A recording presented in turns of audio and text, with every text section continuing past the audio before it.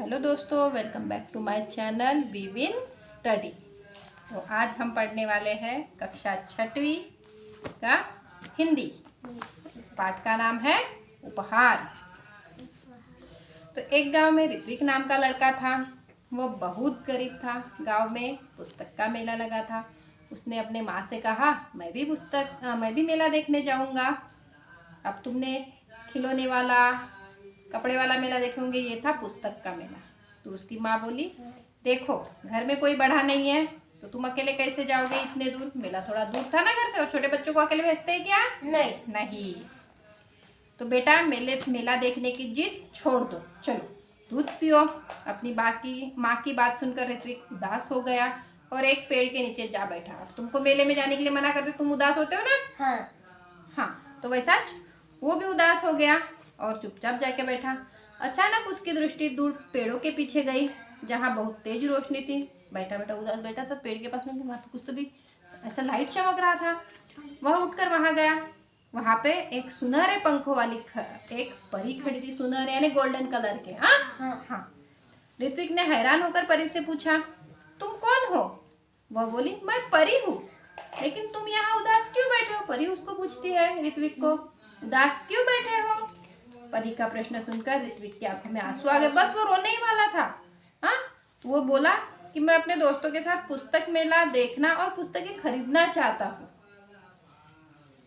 यह कहकर ऋत्विक खामोश हो गया। तब परी बोली, इसमें दुख की क्या बात है? यह समझ लो तुम्हारी मदद करने के लिए मैं आई हूँ। ऐसा मैं तभी करूंगी जब तुम मेरी परीक्षा में उत्तीर्ण हो जाओगे। मैं तुम्हारी मदद करूंगी पुस्तक मेला देखने के लिए, वहां से पुस्तक खरीदने के लिए, लेकिन उसके पहले मैं तुम्हारी परीक्षा लूंगी। उसमें तुमको उत्तीर्ण होना है, पास होना है, सफल होना है। तो ऋत्विक ने पूछा, कौन सी परीक्षा है? परी ने कहा, बता दिया तो परीक्षा कैसी फिर, है कि नहीं? ठीक है। ऐसा कहकर ऋत्विक वहां से चला गया। अभी कुछ दूर ही गया था कि उसे रास्ते में गिरी हुई एक पोटली मिली। पोटली इस तरीके की, हाँ। ऋत्विक को यह विश्वास हो गया कि लाल रंग की इस मखमली पोटली में कोई कीमती चीज होगी।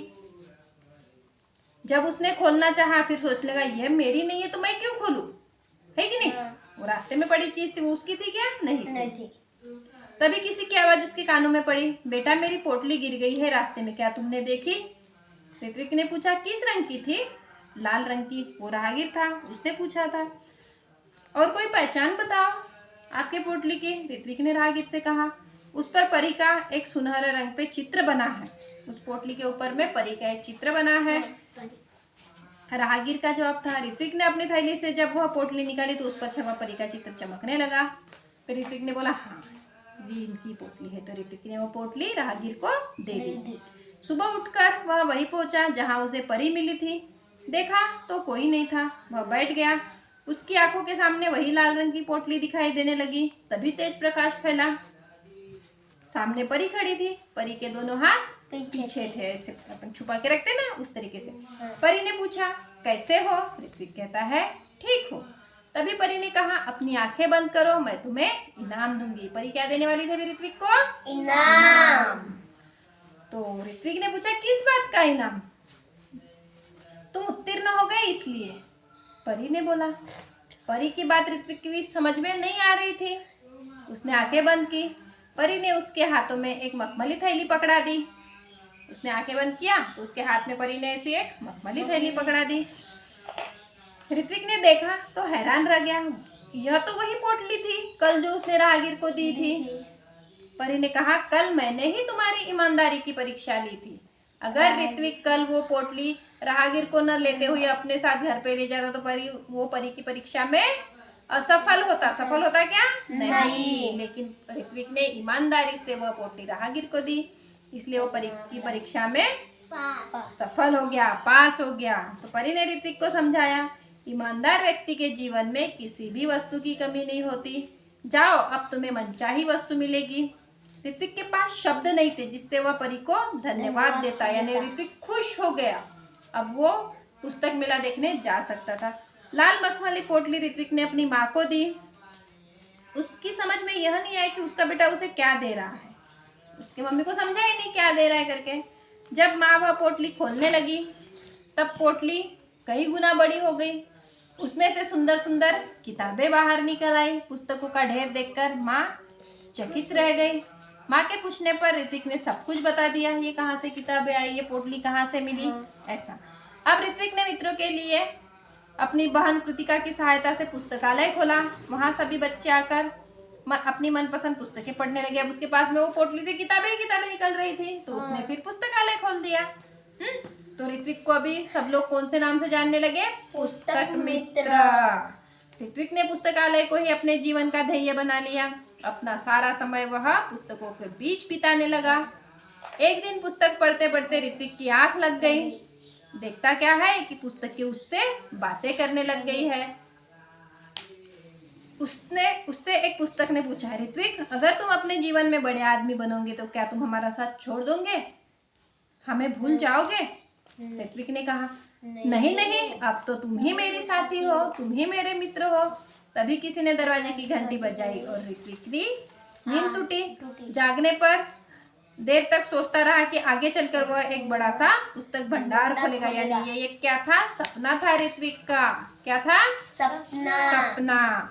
जो सपने में देखा उसने कि वो परी से मिल रहा है, परी ने उसकी ईमानदारी की परीक्षा ली, उसको बहुत सारी पुस्तकें भेंट दी। तो इस पार्ट में तुमको कुछ नए नए शब्द मिले होंगे, जैसे कि तेज यानी प्रखर, प्रखर। पोटली यानी एक छोटी सी थैली।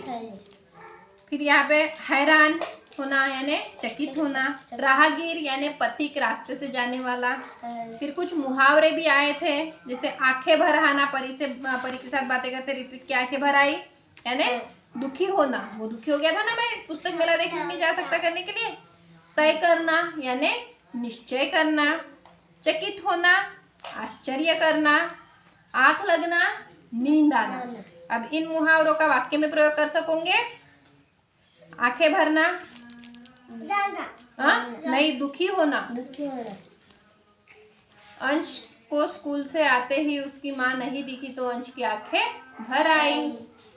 फिर तय करना, निश्चय करना। हिमांशी ने तय किया है कि वह अभी खूब पढ़ाई करेगी। चकित होना, चकित होना का बताओ। म्हणजे चकित होना यानी आश्चर्य करना। म्हणजे वाघाचे पंजे नाही। अंश को सुबह शाम पढ़ाई करते देख अंश के पिताजी चकित हो गए। आंख लगना, नहीं, नींद आ जाना। पढ़ाई करते करते नींद की आंख लग गई, ऐसा। तो ये हो गए वाक्य में प्रयोग मुहावरों का। अब बताओ, बड़े होकर तुम क्या बनना चाहते हो? क्या बनना है तुमको बड़े होके? दिव्यांश बता रहा है, सांग बेटा। मैं फौजी। फौजी बनना है। अच्छा, तू काय बनशील? क्रिकेटर। हाँ, अंश क्या बनेगा? क्रिकेटर।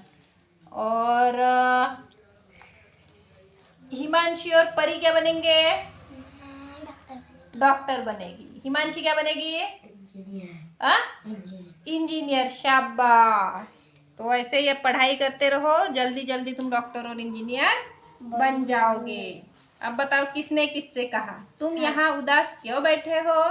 परी ने ऋत्विक से कहा। मेरी पोटली गिर गई है रास्ते में। राहगीर ने ऋत्विक से कहा। ऋत्विक नाम है उसका। और कोई पहचान बताओ। ऋत्विक ने राहगीर से कहा। नहीं, अब तो तुम ही मेरी साथी हो, मित्र हो। ऋत्विक ने किससे कहा? पुस्तक से कहा। तो इसके क्वेश्चन आंसर आपको, प्रश्न उत्तर आपको लिखना है। हाँ, लिख लोगे? इस तरीके से उपहार यह पाठ अपना संपन्न हुआ।